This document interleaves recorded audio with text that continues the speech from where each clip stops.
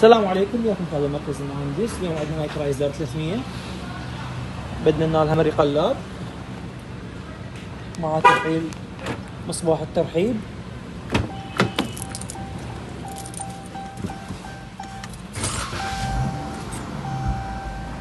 وايضا هسه اذا انقلبت المرايات نحطيها باك استعدلت.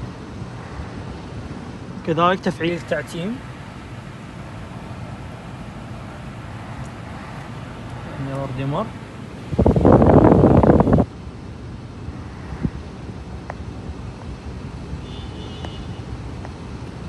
بس انقلبت بيضة راح نفعل التعتيم مالتها.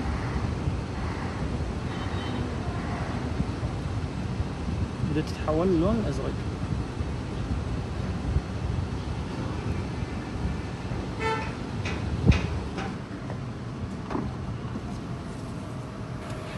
بالإضافة إلى تفعيل التشغيل عن بعد. طبعا السيارة كان موجود بها هاي الخاصية، وصاحب السيارة رايح على إحدى ورش مفعلية برنامج SRT ومختبر هاي الخاصية مال التشغيل عن بعد. حاليا تشتغل السيارة. هذا الطارات. تحياتي.